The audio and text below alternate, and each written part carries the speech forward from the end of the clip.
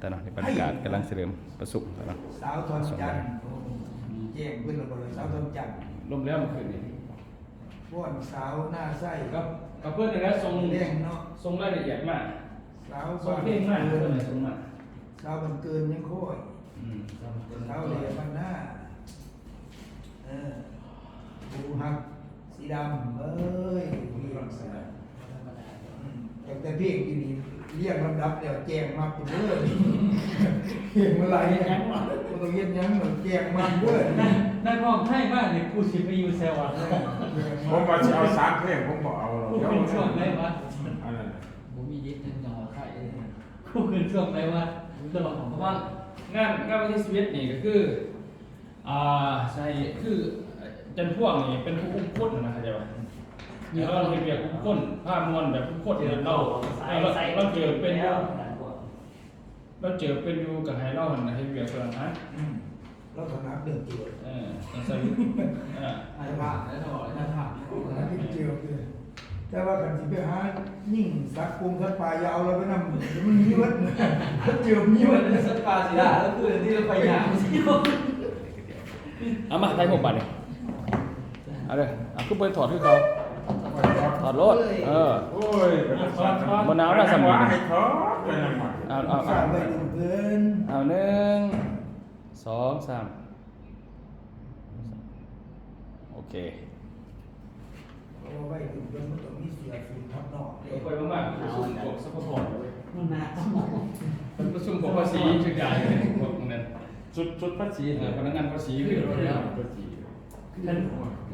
มีคนแรกบ้านที่คือแบบ จริงๆ เขาใส่ไปร้านนี้ไม่ขาดทุกใจว่าเหนื่อย งานมัน ใช้ จะ ถู เป็น ก จริ มาก งๆเลยเขาใส่สุดเป็นสีได้สีดูดีเสื้อตัวนี้ได้ดูดีเลยมันจะดูดีกว่าเสื้อขาวอ่ะ ท่านชายตัวนี้ก็ไม่เห็นอยู่แล้วเหมือนเสือ เขาใส่ได้ดี เอ็งดีกว่าแล้วจะเอาเพื่อนไปเซาสมิธแล้ว เพราะว่าเบิ่งแล้วมันจะดูดีกว่านะกว่าเสื้อเขาจุกกลุ่มของไงใช่ไหมเลย อันนั้นกอง แล้ว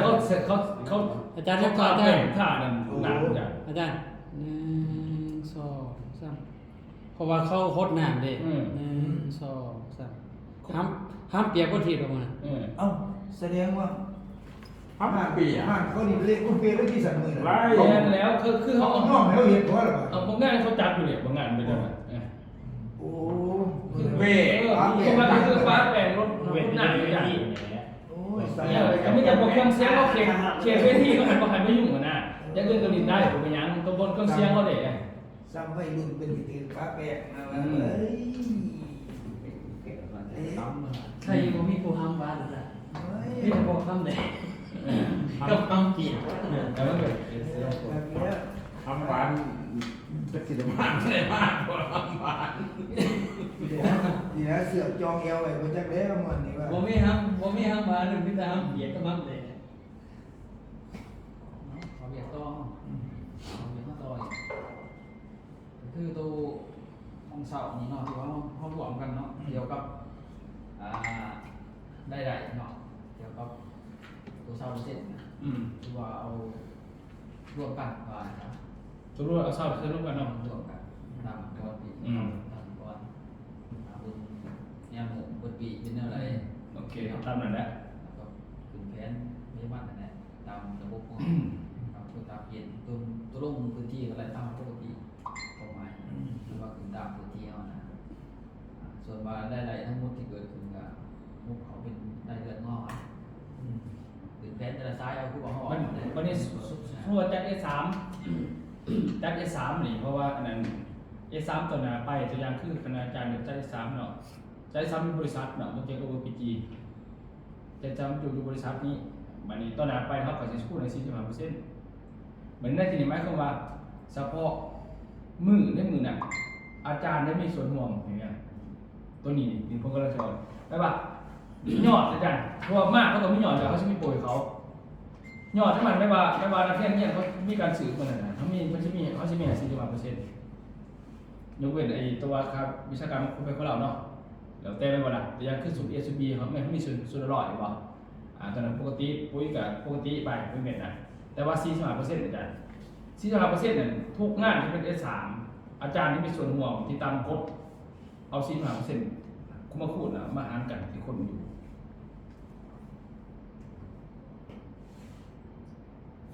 เขาจัดS3นี่เขา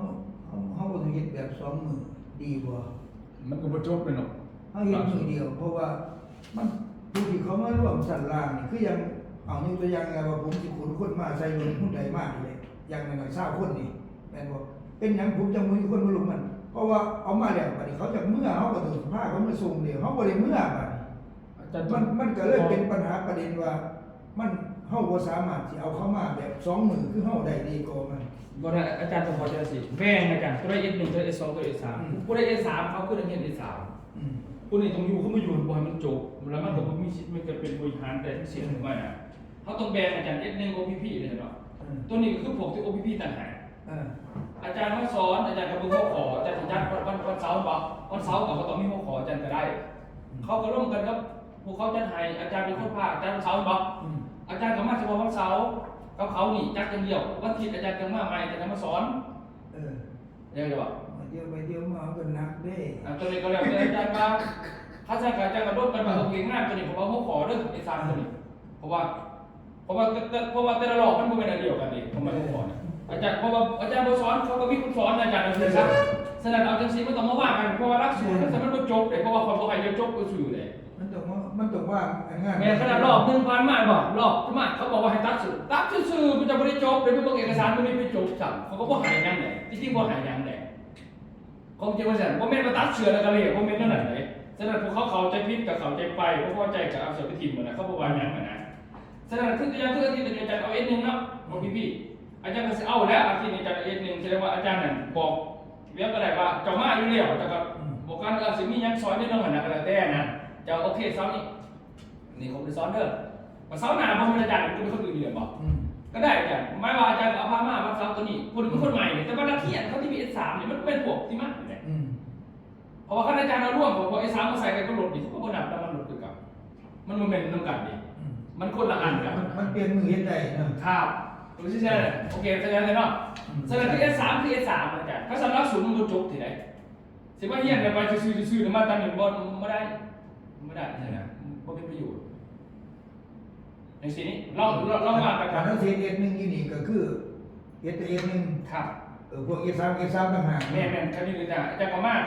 พวกมันได้บาก็มาบอกว่าจะจดเป็นกระเพียงของตัวเองของมุ่งมันก็ได้จะเป็นอย่างประมาณน่ะเพราะว่ารอบหน้าอาจารย์กับมันก็เป็นคนอื่นน่ะพวกกับไปเฮ็ดนิดนึงอยู่กับมันต้องมานี่อาจารย์ก็ต้องอาจารย์กับสิหาคนกับแม่กันนะ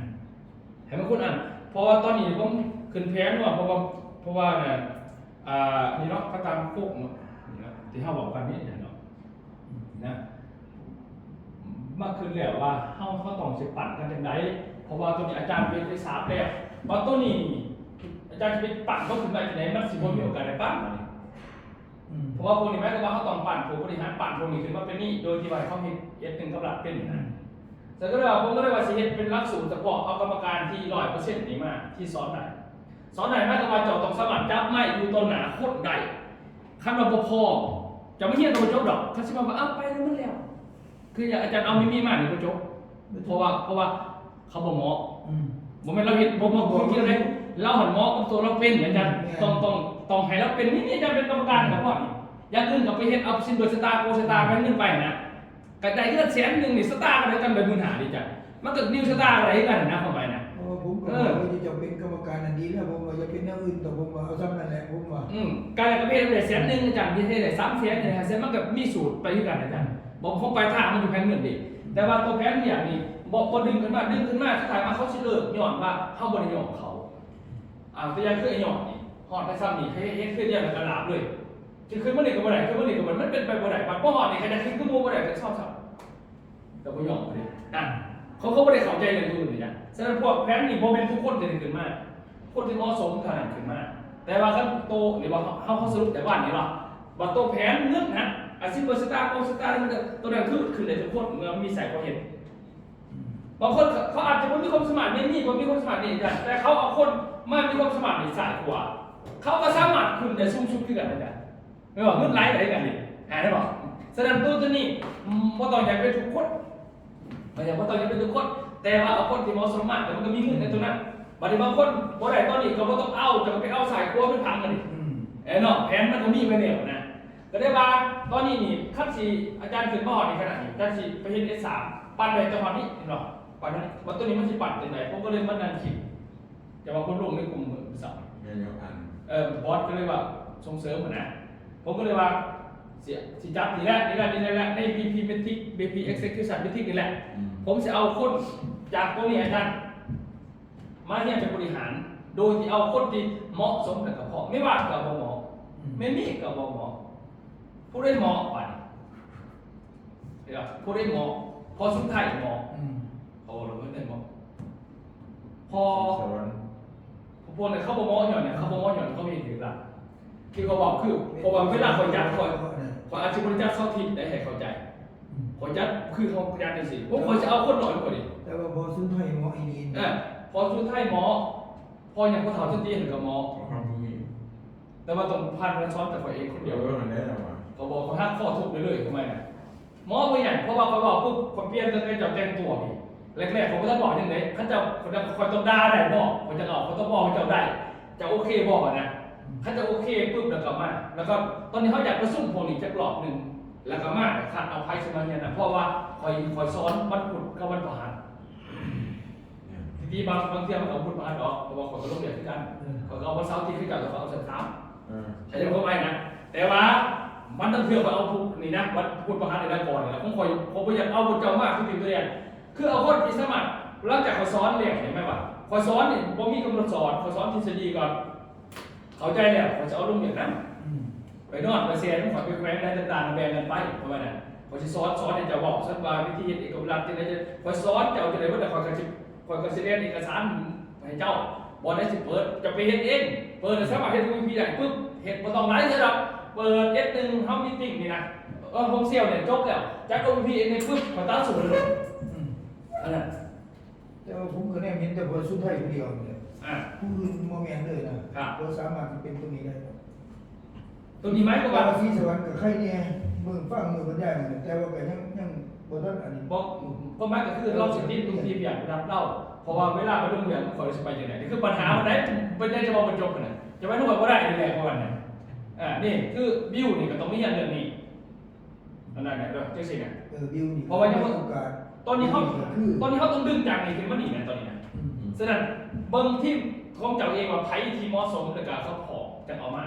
เพราะว่าขั้นเอามาเพราะว่าเธอจะเมียเป็นจบดอกจะเจอคอยบอกตั้งแต่ข้อแรกนี่กับเปิดตลาดแล้วความหมายนะครับเปิดตลาดซื้อมาบอกเครียดพร้อมแล้วก็บ่มาเลยนี่คือปัญหาก็เรียกว่าให้เจ้าคัดกันมาได้ถ้าบอกคัดบ่ได้มันจะมีปัญหากระทบเพราะว่าก่อนจะให้เจ้าสามารถที่แบบกับรัฐแต่คือลงนี้คมเซียวดีกว่าแล้วจัด OPP จะต้องเฮ็ดได้ปุ๊บเติมเงินขอตั้งสุดเลยเพราะว่าพวกเขาเนี่ยมันผ่านหมดเลยดิผ่านหมดเท่ากับว่าเป็นอาจารย์ สุดท้ายก็บิวเท่านั้นแล้วไม่เนี่ย อืม คือลองพูดนี่คืออยู่กับระบบดิ ตอนนี้มีแต่ว่าเข้าใจตรงนี้แล้วเข้ามันขัดเข้าบ่ได้มีแต่ว่าตอนนี้เอาเขามาประชุมแล้วเขาบอกเนี่ยภาพเดียวกันให้เขาขัดตัวเขาอีกแล้วเขาจังสีรู้สึกเหมาะสมเพราะว่าอย่าลืมว่าผมเป็นไปน้ำกันผมเป็นบริหารเนี่ยคือผู้รู้เท่าเนี่ยเขาจะเห็นเองเขาไปของมันผมเป็นไปน้ำกันเลยแม่อาจารย์พวกมันก็จะเป็นทะเบียนเลยบ่ได้เลยบ่ได้ใช่มันต้องเป็นตัวของตัวเองที่จะเคลื่อนตัวนั้นนะที่บริษัทดูเลขการขายก็ว่าปั่นเท่านี้เป็นรุ่นแต่ว่าเขาเป็นรุ่นสองเป็นรุ่นหนึ่งในการเพราะว่าเขาเป็นโมเดลลักที่เขาเป็นมาจากอดีตเขาไม่เคยเป็นที่เกิดแสดงว่าต่อมาเดิมเขาเป็นรุ่นหนึ่งแล้วเข้าการเป็นอาจารย์ตัวนี้ดูเลข3เขาจะไปเรียกของเขาปกติก็เลยแต่เขารับบอกจังหวะแต่รุ่นนี้ต้องเกิดถ้าคนได้มีเกิดสายก็พึ่งมันสิช้างเดี๋ยวก่อนช้างอยู่ไหนเนี่ยนะ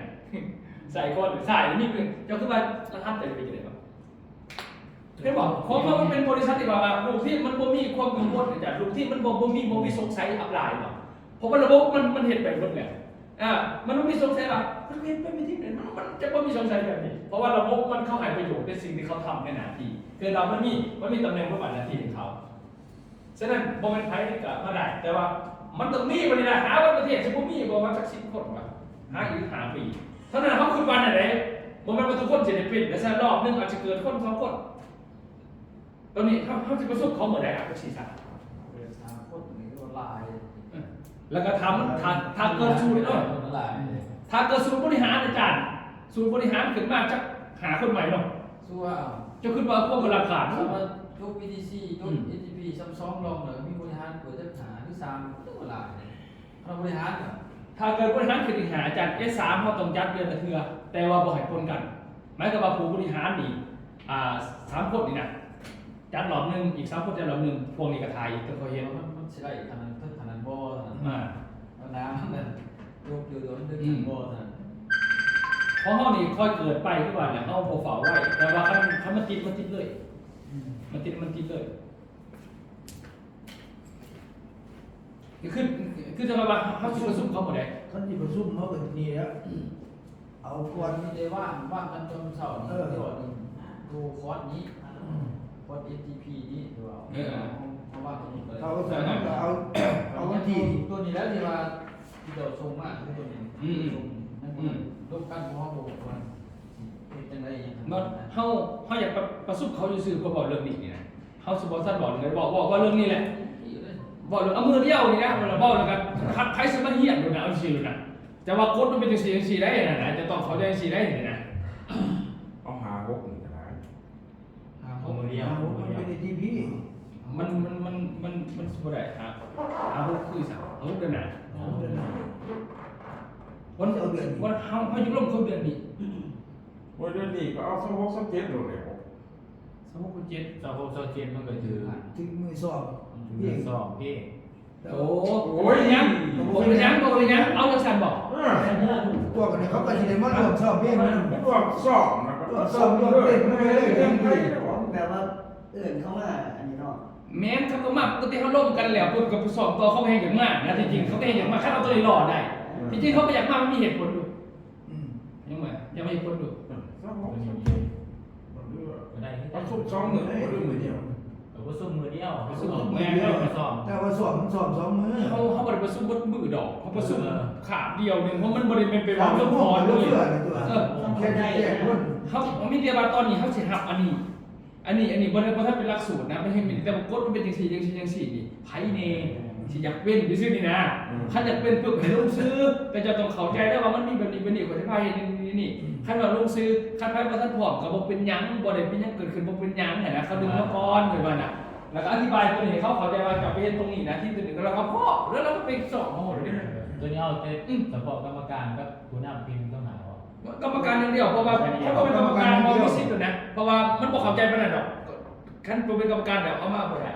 เอากรรมการอย่างเดียวเพราะว่าเขาส่งเสริมมันก็เป็นบริหารดี เนี่ยเพราะว่าขั้นมาเพราะมันเป็นสองมันบ่ได้เลยมันขำขันตัวนี้บ่ได้ กรรมการเจ๊ ทีมการแจก เอา เขา ที่ไม่คือเขาเสียงเบิ้ล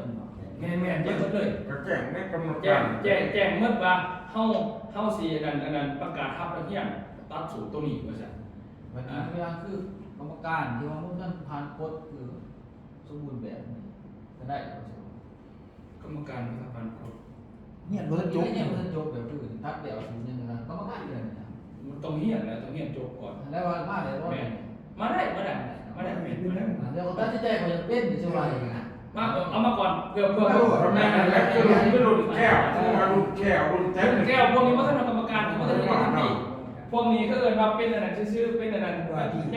ยังเป็นพี่นึงสงหาอยู่เขาก็ท่านหอดอันนึงเด้เขาก็ท่านหอดกรรมการเด้เพราะว่าท่านเฮ็ด ATP เข้าไปนะก็เข้ามาอย่างเขามาฟังเขาสมุนอย่างบางทีจะไปหลอกในหลอกนะแต่เขาเฮี้ยนะก็บอกพี่ยั เขา ง ประชุมแล้วนี่เขาสิหูเลยว่ากูเหมาะหรือบ่เหมาะบัดนี้ เพ วั ราะ น ว่า นี้ คันจะลงเฮ็ดนึงบ่ได้มันก็บ่เหมาะอยู่แล้วนี่แค่นั้นมันก็จบแล้วไปบ่ได้แล้ว เอาคือว่าแจ้งมากก่อนที่จริงอ่ะเป้าหมายมันอย่างนึงก็คือขั้นมาได้สมุนจุดนึงอ่ะภาพ2มันมา2มาขั้นมาครบบัตรนี่เขาจะคุยเรื่องบัตร แม่แล้ว แพนเลยนะเพราะเขาขึ้นเอาเวลาลงเรื่องบัตรนี่ก็ยังเนี่ยนะแต่เขาจะท่านบอกเรื่องบัตรเขาจะบอกว่าคัดกรรมการกับมาสอบต่างๆนะผู้ใดเป็นกรรมการไม่เป็นผู้บริหารเข้าประกาศอย่างนี้ไป ตรงนี้มันสิเป็นตัวบอกเลยว่าไผขึ้นได้บ่ได้บ่แม่นว่า เอาไป มาแบบหมู่ๆปลาๆก็อยากใส่ชุดกับบริหารนำหมู่มันก็บ่จะต้องมาเรียนเบิ่งว่าจะเป็นได้บ่ บริหารนี่เนาะเป็นบริหารนี่หมายความว่าต้องได้มาตรฐานคือเขาเป็นหมายความว่าเขาต้องลงพื้นที่กับรับได้นะครับต้องลงบนที่เขียนได้ต้องเห็น OPP ได้เขียนนะอันนั้นเฮ็ดได้เขียนตัวเขาลงเราหน้าปุ๊บได้แต่ OPP ได้เต็มห้องนะแล้วเขาเป็นคนผลงานเขาเองนะสมมติเป็นหัวเข้าไปอันนั้นเขาก็เหมาะสมแหละให้เขาแต่จะเอามาปั่นตื่นแบบนี้นะเป็นอย่างเขาจะประจำเลยบอกเราจะเปิดเมืองเงินกันเขาไม่ได้ว่าคือ บริหารของสมัครที่เหลือกับรัฐได้หน่วยงานรัฐลงไปแล้วก็จับต้องรวบผิดคือจานเด็ดบอกจานเด็ดกับรัฐเป็นบอกแล้วก็มารวบกันบอกอันนี้คือเราบริหารในสิ่งที่บริหารฉะนั้นตัวเขาจะไม่เฮียนผมคือเฮียนผ่าทฤษฎีเพื่อการวางตัวเขาบอกเขาบากการคิดเวลาไปกับผู้ใหญ่เห็นจังไรยังบนผู้สอนเลยก่อนเบิดแล้วเวลาไหนคนพาจะไปเบิ่งบนทีก็ฝ่ายเบิ่งบนทีนั่นก่อนเขาใจตัวเองแล้วผมก็จะเห็นจังไรหมายความว่าหลังจากนั้นOPPเขาเห็นจังไรจะได้คนสภาไปสินะจ๊ะไปจังสินะแต่บอกผมถ้ามีหาคนก็จะไปปัญหาได้ หลัง เอา จาก ไป ว่า จะ หลังจากว่าไปแล้วก็ปล่อยเฮ็ดกันรอบมือเฮ็ดได้บ่ ต้องร่มเดี๋ยวนะว่าข้าจะบอลลินสนามนี่เป็นจะไปฮับสมุดคนเลยใช่ไหมหมายความว่าจะเฮียอะไรพวกเราจะต้องเฮ็ดเพิ่มคนที่คนแรกเอกสารจะบอกนะงบกิจกรรมของไฮจะบอกนะเขาไฮเจ้านี่นะจะเฮ็ดมาเนี่ยขั้นใดปุ๊บจะก็ร่มพวกพี่ๆอะไรเฮ็ดได้ปุ๊บจะก็มอสมเลยนะพัชเทียงอ่ะมันบอกผมมีไปเอ็นตีก็เลยจัดมันสมควรเขาได้นะนั่นน่ะตรงนี้สิ แม่น นี่เทียนตัวสีนี้ เกิดว่าที่ผมกันโพส มาแล้วกันโพสเด้ อันเราเฮ็ดนึงได้สามารถจัดตัวพี่ได้ก็ถือว่าโอ้ยคักละใส่ได้แล้วนั่น ครับ เป็นได้เลยนะ ตัวนี้มันจะมีถามว่ามากคนไปสนใจกับมันผมไอ้สมบูรณ์ไอ้สมบูรณ์นี่นะนี่ท่านเขามาเฮียนเขาได้คนนี้ โอ้เขามีความคิดแบบเอาไงซะ มันไม่มีแบบเนื่องเลยบิวนี่สองคนชุดไทยสามเป็นสมบูรณ์คนอื่นกับบมอแหละนั่นเป็นคนไหนสมบูรณ์กับบมอแหละ ปืนไปแจงก็มาเฮียน คนแม่เกิดนะ มา ปื เบิ่ง นไปแจง แจกมากแล้วนะคือแบบเวลาเขาลบแล้วกันเขาจะมีความคิดขึ้นมากก็คือพวกนี้แหละเขาจะมีความคิดเพราะว่าเขาเวลาเขาผอมเขาเมาคนอื่นเวลาบริมีเด็กบางคนเวลามีแต่ว่าบริเป็นคือจะเป็นพวกนี้แล้วเขาไปยิงจ้าว่าเป็นยังไงเนี่ยเขาจะพูดหรอ เพราะว่าพวกทีมชีวิตตัวนี้ได้เองได้มันโอ้ยเรียนรู้อะไรแล้วเพราะว่าเป็นเรื่องบริษัทเรื่องสินค้าเรื่องเล่าของการตลาดได้เบิดแล้วจะต้องได้เบิด ไอ้สมบูรณ์ไอ้ทอนกันไอ้สมไอ้ซุมนี่วันบวกเป็นไอ้สมบูรณ์เพราะว่าบริษัทซื้อสูงได้เพราะว่าระดับมันบอกหอดเขาบอกว่าแล้วเขาเวลาเมียบอกผมจะบอกวัดทุกอันผมจะซีคนเอาวัดแต่ผมสมมติว่าก็เมียใครผมจะบอกลูกไอ้สมจะต้องทับปากทับคนอะไรวะซุมบ่มองไหนบ่มองไหนขั้นไปเปลี่ยนได้ก็สิเป็นข้าสันบ่ได้คนจัดการเองหมดนี่คือตัวนี้ข้าสันจับเป็นบริหารของบ่ได้เลยเข้าใจดอกประมาณนึงมันอยากจะบ่ได้สองมาจะพิมพ์ตรงนี้ซะบอกเขาบอกว่าโดดบ่ให้เรือคงเขาซ้อนแต่หาสิหาคนอื่นเอาเรื่องสาวเขาจะเข้ามาน่ะนี่แหละตัวนี้นี่แล้วมันจะมีเขาโครงสร้างกันถ้าจะเฮ็ดเป็นมีชื่อมีคล้ายชื่อจะเป็นแบบนี้ขั้นจะบ่ได้เลยของกระตับจะออกเข้าใจบ่จะสิคนที่ขี้อยากมันเบิ่ในทองจอดทอนจันในพระนี่แต่ว่าตอนจะแล้วกับหมอเพราะเราเป็นอยากเป็นเองคนที่อยากเป็นเองในสิ่งหมอกันเนี่ยแบบไม่ว่าเขาอยากประสุมเพื่อให้แนวทางเขาแหละครับคุณเริ่มเขาก็เริ่มเดินหน้าสิสอน เพราะว่ามันจะเป็นบริหารที่สิเป็นผู้นำ หลังสงกรานต์เลย เป็นผู้นำทีมเป็นผู้นำเรื่องเล่ากันต่างๆเลย อะไรครับนี่แนวความหมายก็คือเขาจะเปลี่ยนเขาจากฐานนี้มาเป็นฐานนี้เวลาจะแล้วผู้พูดว่าจะเฮ็ดเบียดจบไปแล้วเฮ็ดจะต้องเฮ็ดเบียดพร้อมกับนี่ได้เขาจะมาฟังนี่จะต้องเฮ็ดอีกนะมันเป็นอะไรได้หลักการมันเป็นขอขึ้นมาอีกเขาต้องพูดตัวนี้ไปสาระเดียวนะแต่ว่าในมือที่เขาอยากประชุมโซเชียลนี่หนึ่งเอายังมารอเอาเรื่องของการมานั่นไพ่จะมาฟังเรื่องเล่าว่าจะเป็นผู้บริหารบริษัทจะปั่นนึงเงี้ยจบแล้วไพ่ก็ทำแล้วสินี่เส้นนี้พ่อมันจะบ่ต้องบอกเรื่องโคตรอย่างนั้นสองก็คือไพ่มากแล้วมาสอนพื้นที่เลยสองละตัวมันหมดประตูนี้เขาบอกว่าถึงบัดมากปุ๊บเขาบอกเรื่องนี้ก่อนสองบางทีฉันก็สอนเป็นยังไงนี่เขาบอกเรื่องนี้ก่อนพอเรื่องนี้จังนั่นมันจบเลยขั้นตอนมันจบซ้อมมากับจังรายละเอียดมาขัดอันนี้คือว่าเอาที่เท่าไหร่สาวกเนาะสาวกอะไรโมเตอร์ไฟฟ้าเจ็ตดอกมือเดียวอะไรเขาดอกเยอะแต่มันไม่เท่าคนเรียกโมโซกับยูชอบเจ็ตต่อสื่อคนเรียกว่ายูกับเขาก็เมื่อนะสาวกตัวโลกเท่านั้นเนาะ สรุปเนาะ วันนี้เขาแจ้งกันยังไงบ้างนี่เอาไม่ทิ่มเลยน้องแจ้งเขาโหลดเอาไม่ทิ่มเลยแจ้ง คือผมแจงไม่กลุ่มแต่เขาบอกคอยเบิ่งดอกที่จะเข้ากับแจงคนน้องหมอประมาณนั้นเพราะว่ามันตกขึ้นกับเขาแหละเพราะว่าแจงก็ ซ้ายไปกรรมการที่คนกับแจ้งกรรมการคือซ้ายอาจารย์พวกที่คนกรรมการกับเป็นกรรมการร่วม เพราะว่าเขาคัดใส่บริหารแล้วยังคณะกรรมการ มาอีกนะผู้ใดจะเป็นกรรมการไม่เห็นมาอีกเนาะคนตัวนี้ว่า กับบริหารเนี่ยเขาเฮียนเขาต้องไปเอาคนมาเป็นกรรมการต่อเลยเดี๋ยวเขามาไหนเขาสั่งจับเป็นจะไปมันมีฐานเนี่ยมันมีฐานบริหารเก่าที่เขายืนเดียวเมื่อจะเป็นแล้วทุกวันเนี่ยเขาก็ปั่นจะเป็นอาจารย์ต่ออีกอันนี้มันก็เป็นขันของเขาเด็กว่ามันมาเห็นเขาได้จะได้บ่ได้เจ้าบริเหตุหน้าที่นั่นเขาจะมาเข้าใจเรื่องแพทย์นี่อาจารย์เข้าใจแพทย์นี่แหละเคลียร์แพทย์นี่แหละนี่แพทย์เดียวนี่แหละผมจะคุยนะหลังจากนั้นอยู่ในหลักสูตรบ้านกับจันทร์ซีมีเฉพาะนำแต่เขาบอกเขาว่าการแต่งตัวการเดินการยางการยั้งต่างๆแล้วบัดนี้มันต้องคุยเรื่องบดเขาสั่งจะบริโภคชมได้ว่าสั่นมันต้องมาเคลียร์กันเรื่องนี้ฉะนั้นขาดวางเขาก็ขาดวางซ้ำนี่เลยจันนะเขาขาดวางซ้ำนี่ไม่เหี้ยขาดวางซ้ำนี่ไม่ต้องละ นั่นสิไหนซ้ เสียคนนี่คือ เนี่ยมาเหี้ยนกฎของผมก็คือก็มีแต่ใส่สูตรกรรมการมาแล้วก็แล้วนี่ซ้ำนี่แล้วก็มือหนึงจะกรรมการมือที่สองก็ใส่สูตรไวเซอร์ก็แล้วแต่สินะสูตรเหี้ยนนั่นนะแต่เท่านี้ในโต๊ะเลยซ้ำๆแล้วก็พ่อ ำ เปิดแอร์ซ้ำๆคุยพอดูรุมในเขาประจันของเขาเนี่ยจ้ะบัดพวกเขาก็เขามาเขาก็ต้องอย่าเอาคนเขามาเฮ็ด ATP มือ BTC ATP มันก็ต้องมีเขาก็อย่างมามันจะเป็นหลอกแบบนี้ไปเขาถามว่าเฮียนจักมือจบความบ่มีมือจบเขาจักว่าจะเฮ็ดได้มื้อใดจะจบก็บอกกันสิแหละบ่จบนะเขาบ่จบจะเห็นพวกคณะบริหารเขาจบบอกเลยเขาบ่ได้มีคอร์สจบเด้เขาเฮียนเลยเขาบอกเจ้าก็ต้องคือกันบ่มีจบมีแต่ว่าเจ้าเฮ็ดได้มื้อใดปึ๊บแล้วก็จะรับสูตรมื้อใดมื้อนั้นจะจบอาจารย์ บ่แม่นเรียนจบหลักสูตรบ่แม่นหมายว่าจะต้องเฮ็ดได้นะครับไปลงพื้นที่ใดไปเฮ็ดเอกสารจะเฮ็ดได้ลงเวียกได้แล้วก็สามารถเก็บแต่ละบาทได้มาจาก OPP ได้เมื่อใดก็คือจบมื้อนั้นก็เหมาะจังซั่นนะ เป็นตัวนี้นะครับ แต่ก็สิบอกไปเฮ็ดจบผมหมาย3ล้านตำรวจกิน อันนี้ก็ไม่ได้แต่งเลย บ่หายบ่เงินบ่สิปันให้เจ้าบ่ นี่ไง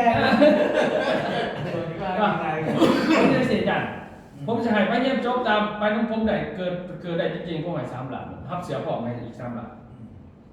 ให้เขา โอเค ผมจะคนในบ้านสั่งผมหาเดี๋ยวจะไปหลอกคนเดียวนะคนจะบ่รถฟังให้3ล้านถ้าเกิดจะพูดฟังให้3ล้านอย่าเพี้ยนยังกะเฮ็ดเดี๋ยวจะเสื้อสูทก็ไกลฟรี ก็ต้องบอกว่าประธานนั่นบอกว่าเฮานี่นะที่ ไป ไป ส ส มั มั ค ค ร ร เนาะ เนาะเฮ้ย นี่ไงกินไงโว้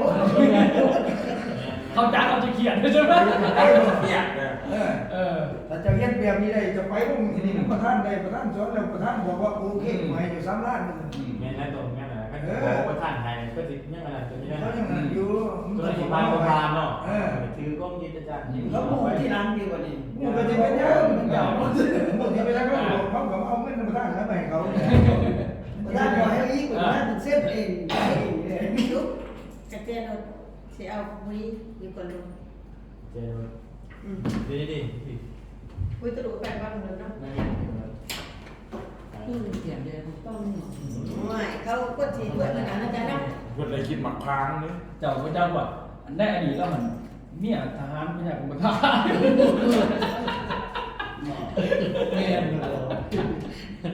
เมียทหารเนี่ยไม่ใช่ผมประธานเนี่ยสมัยอาจารย์เจนหลัก ก็ดีเลยมันเป็นกำลังใจกันเนาะ อาจารย์สั่งเลยอาจารย์หมายถึงวันหนึ่งมากเนี่ยคน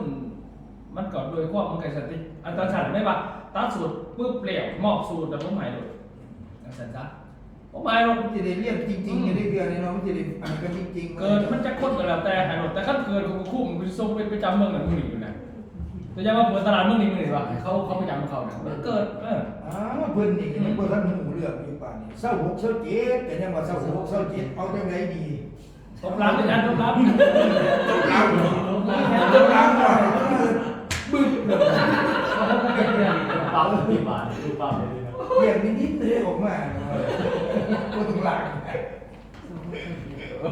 26 27